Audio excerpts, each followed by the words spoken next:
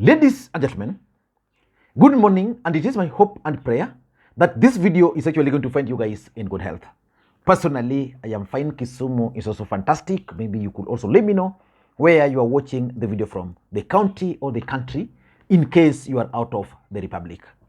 Ladies and gentlemen, yesterday, William Samoei Arap Ruto, the President of the Republic of Kenya, nominated Noordin Haji as the next Director General of the National Intelligence Service.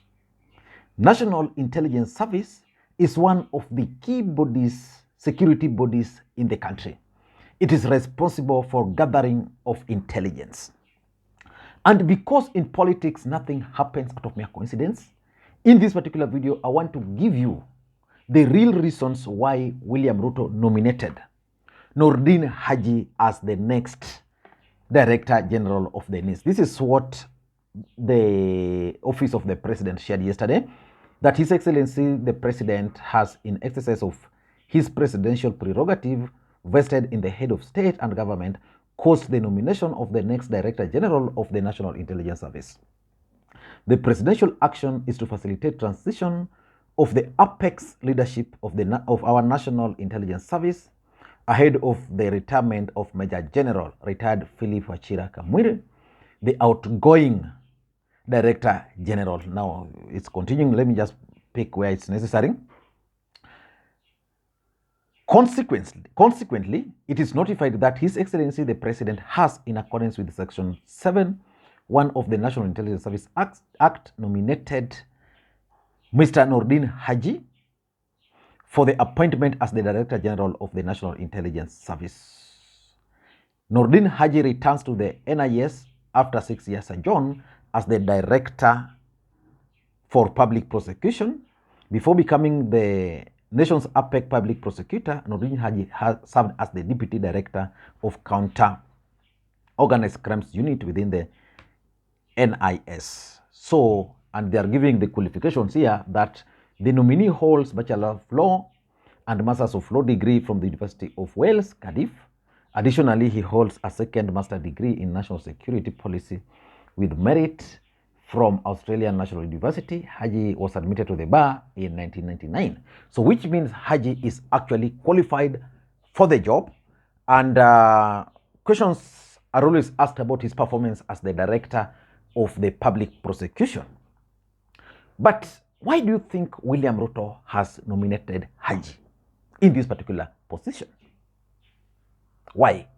Because this appointment, there's something which most Kenyans are pointing out, that with this appointment, it simply means that beginning now, let me see if I can get it, our security is actually in the hands of the Kenyans of the Somali origin. Like the Minister for Defense is Aden Duale, the Deputy IG of Police is Nur Gabo, the guy who facilitated William Ruto's entry into Bomas of Kenya. Then Brigadier Abdulkaddir Burje, the Director of Military Intelligence, and now the DCI Director is Mohammed Amin. But for me, I don't have any problem with that. As long as they can serve Kenyans diligently, I don't care. But why do you think William Ruto made this appointment? Because this appointment, generally in our Kenyan politics and the security, you need two main people around you. The first one is the DCI. The next one is the NIS. NIS gathers the intelligence. And that's why most people questioned Uhuru Kenyatta's commitment to Raila Odinga's presidency, because the NIS probably advised him that Ruto was gaining, what Ruto was planning, and maybe someone somewhere sat on some of these things. But let us look at politics. Why Ruto appointed Noordin Haji? Number one, the Somali voting bloc. Let's not bury our heads in the sand. William Ruto is currently the President of the Republic of Kenya. 90% of Kenyans now believe that Ruto did not necessarily win the votes. He won the presidency, but did not win the votes. So William Ruto is scheming how he can win again in 2027. Because his schemes for 2022 cannot be repeated. Rest assured that in the next general election, nobody will be able to steal the votes the way it was stolen in the last election. So a new strategy has to be devised. William Ruto is now employing the tactics which Moi used in 1992. In 1992, it became very clear that Moi was not properly prepared for that election. So he employed the strategy of dividing the opposition. Then he went and got votes from the borders, Kenya-Somali border. Ruto is targeting 2 million votes from the Somali. If you look at the population of the Somali in this country today, the Somali community in this country today, in terms of business, they control. In terms of numbers, they are there. The 2019 census places the Somali community as the 6th largest community in the country. They are close to 2.8 million. But what is William Ruto trying to do? Number one is strategically placing them in key security sectors. Once that's done, number two, he's opening the borders, which is okay. The borders should be open. These borders are just colonial. You see, like sometimes when you go to Uganda, in Busia here, you find a community the other side, the community this other side, but you can't just cross. So these borders mostly are colonial, but it's now opening the borders, and it's also removing the vetting of IDs. That's where the issue is. You remove the vetting, you open the borders, and you have people in strategic security positions, then people will have IDs, and they will register to vote. Apart from that, William Ruto has two fears: that the Kikuyu community might not vote for him the way they did. Even if they were to do it, they will not turn out the way they did in the last election. So he needs another voting bloc. And the easiest voting bloc, in my view, is the Somali community. And by winning over the Somali community, William Ruto will then have the Muslim votes, in quote, on his side. These people have always voted for Raila Odinga because they believed that Raila Odinga was going to do for them these things which Ruto is now doing for them. So Ruto is strategically positioning himself at the heart of the Somali community, so that in the next election, somewhere in Wajir, you'll have very many people voting, registering, because, sometimes there's a time I went to Garissa, I've been to Garissa, I think, severally, but as you approach, then people are told to get off their vehicles, then you give your ID, I've never understood why. But it's because of security concerns. But for me, it is not fair. So these guys will now have the votes. It means for you to get an ID in Wajir and someone in Kisumu, it's not easy for someone in Kisumu to easily get ID. So it means most people from those sides, they don't have ID. So when you don't vet them, then so many of them will now then acquire ID, which will be very important for Ruto in 2027. Number two, campaign funding. For a very long time, it has always been assumed that the Kikuyu community are the biggest or the greatest businessmen in our country.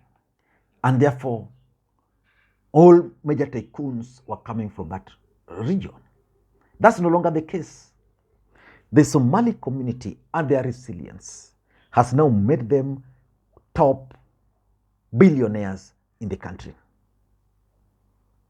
Currently, one of the biggest malls is supposed to be constructed in Eastleigh. Eastleigh has now turned into one of the biggest business hubs, not only in Kenya, but in Africa.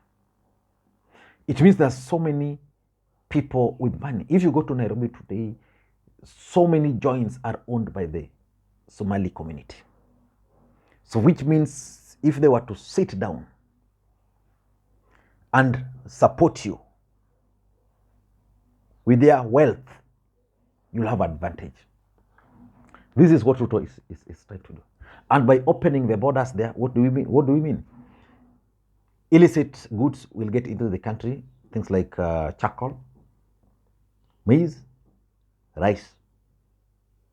All those will go in funding the campaigns. So I tend to think that Ruto is also looking into financing his 2027 election, and it's going to be one of the most expensive elections because William Ruto has used money which worked for him, and Kenyans are not satisfied, so we will have to use more money to buy them again. Number three, if you ask me, if you ask me, William Ruto is doing something. He's locking out the Kikuyu community from key strategic positions in the Republic of Kenya. But he doesn't trust the Luyas, he doesn't trust the Luos, he doesn't trust the coastal region, he doesn't trust the Kabas because of their political affiliation. Tell me, who was the Director General of the DCI? George Kinoti. Who has replaced Kinoti? Mohamed Amin. Now, Philip Kamweru was the Director General of NIS. Who has now replaced him? Noordin Haji. Which means those two critical sectors of our security, Kikuyus have been removed.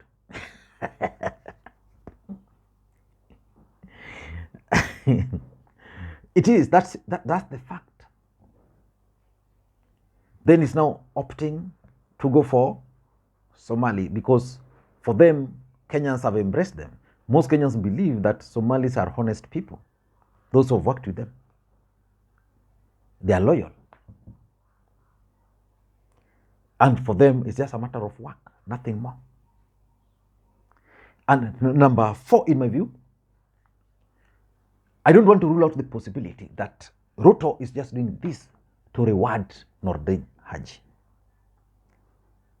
Ahead of the last general election, a war erupted between Noordin Haji and Kinoti. Ruto fired Kinoti, but is elevating Noordin Haji. Is it possible that Noordin Haji was William Ruto's eye in the security sector? Because William Ruto was able to know a lot of the scandals. And when he took over, most of the scandals which were facing his people were thrown out.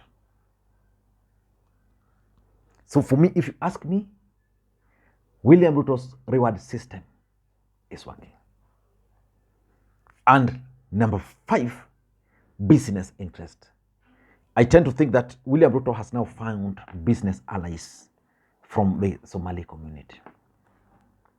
And these business allies are the ones influencing his decisions. And of course, the Somali community are also politically aware. They know how to position themselves.